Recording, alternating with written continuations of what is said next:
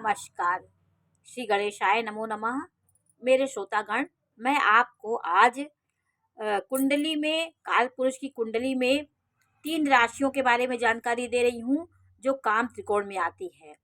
तो आप ये जानते हैं कि धर्म, अर्थ, काम, मोक्ष 3 ये 4 पड़ाव होते हैं जीवन की।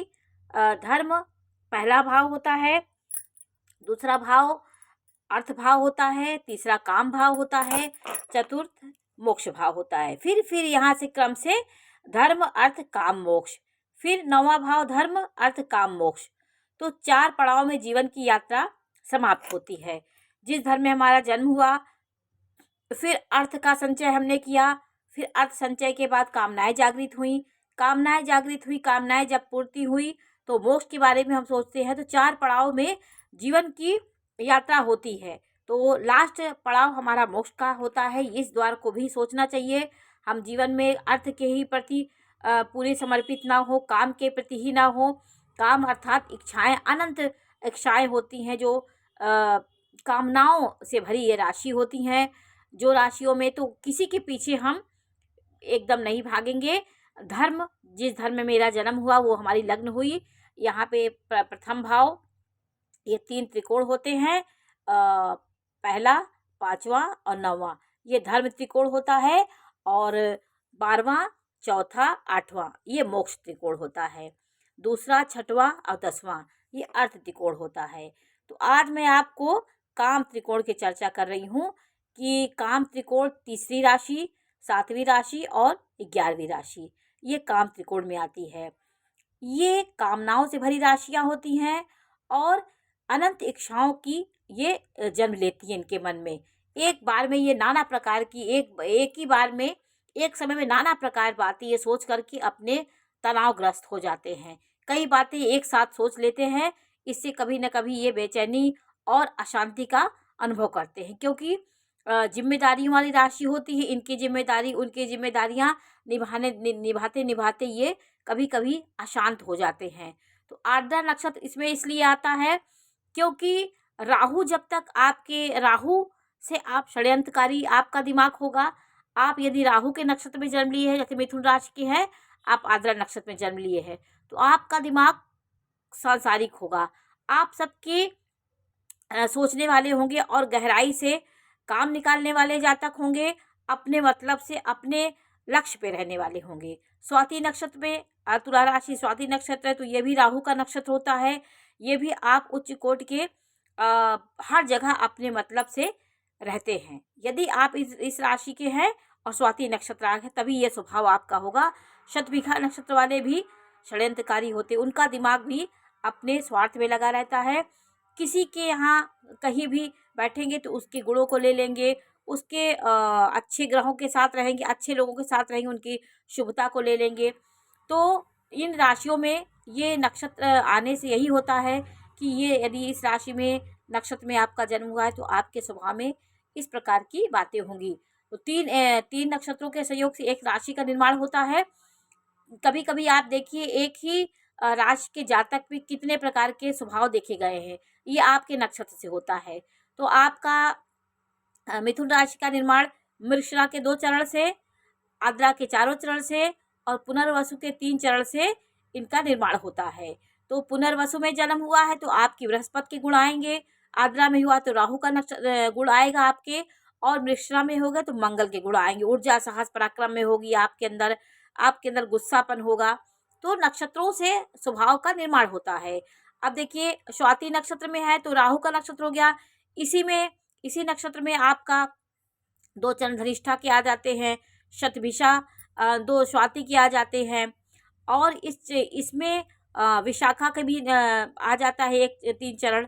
तो जैसे जैसे आपके जो नक्षत्रों के उनके स्वभाव आपके आएंगे। गुरु के नक्षत्र गुरु के स्वभाव होंगे, पढ़ने लिखने ज्ञान प्राप्ति करने वाले होंगे। और ये नक्षत्र जो राहु का नक्षत्र होता है, ये व्यक्ति को स्वप्निल दुनिया दिखाता है, माया की दुनिया में भटकाता रहता है। कभी ये बात सोचेंगे, कभी दूसरी बात सोचेंगे, कभी मन आपका शांत नहीं रहेगा, क्योंकि जितनी दूर संचार के कार्य होते हैं, जितने टेक्नोलॉजी के कार्य होते हैं, सब राहु की देन है। तो ये सांसारिकता जो जितनी चीज़ें होती राहु के अंतर्गत होती हैं, लग्जरी की जितनी चीज़ें होती हैं, ये राहु की देन है।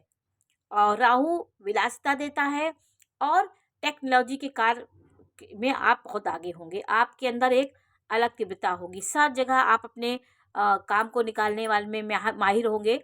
ये सब आपके स्वभाव पे निर्भर करेगा। आज मैं आपको ये जानकारी दे रही हूँ कि आप आर्द्रा नक्षत्र के हैं, तो आपके नक्षत्र में किसकी दशा आपकी चलेगी, क्या आपके कितने वर्ष में आपकी उन्नति होगी, इस बारे में भी जानकारी दूंगी। देखिए, आपका यदि मिथुन राशि है और आर्द्रा नक्षत्र आपने देखेंगे, आर्द्रा नक्षत्र जन्म हुआ है आपका, तो आपकी 18 वर्ष की राहु की महादशा में आपका जन्म हुआ है। आपके अंश पे निर्भर करता है कितनी दशा आप भोग चुके हैं, कितनी दशा आपको भोगनी है। आपका ये देख करके आपको ये देखना है कि तीसरे 9वें वर्ष में और चौथे वर्ष में आपका योग होता है।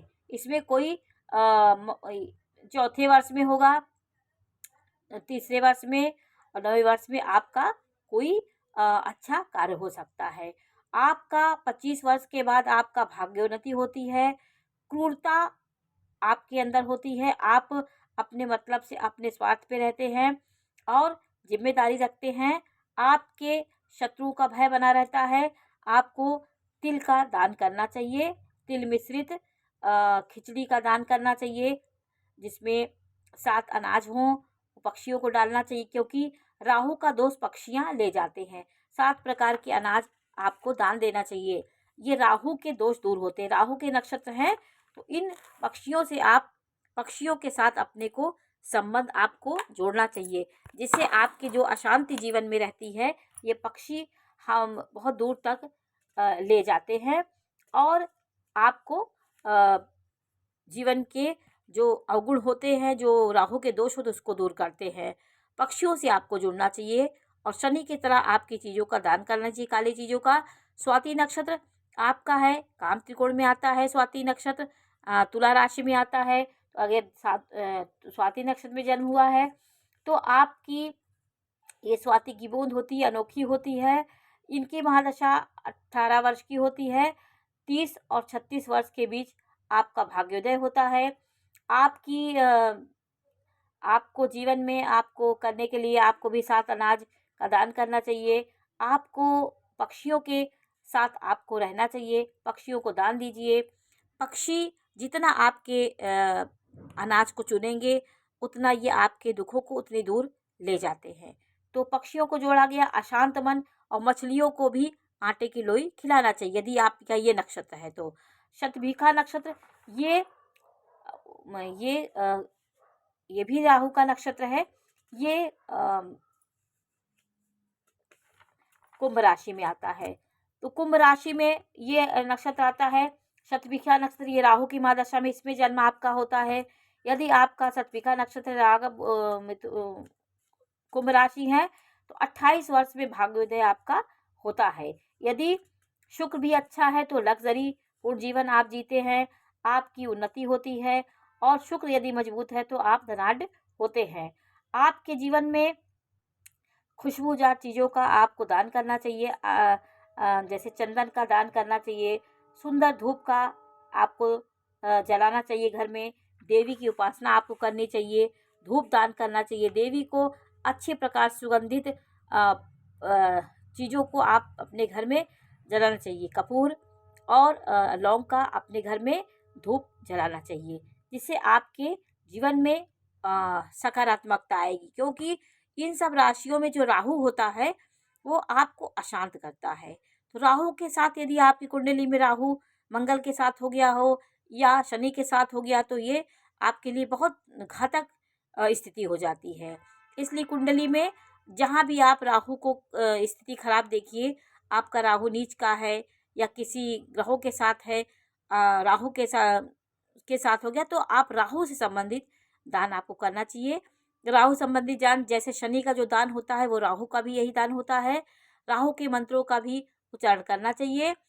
और आपको पक्षियों को जरूर दाना अनाज खिलाना चाहिए और मछलियों को आटे की लोई बना करके नदी तालाब में जा कर के मछलियों को खिलाने से हर आप इसको शनिवार को कर सकते हैं, किसी भी दिन आपको अपने हाथ से इसको कर देना चाहिए। जो आपके मन में अशांत मन रहता है, कहीं ना कहीं आपको इससे शांति मिलेगी। तो आज हमने आपको काम त्रिकोण के बारे में जानकारी दी। काम त्रिकोण में कौन राशियाँ आती? 3, 7 और 11। ये जिम्मेदारियों वाली राशि हैं, ये सबका जिम्मेदार वहन करती हैं और बहुत हर तरह के मित्रों के साथ इनका घुल मिल जाते हैं। हर तरह के, हर उम्र के व्यक्ति इनके मित्र होते हैं। मित्रों की संख्या ज़्यादा होती है, मित्रों के साथ घुल मिल कर रहते हैं, सबके सहानुभूति का सबके साथ करते हैं।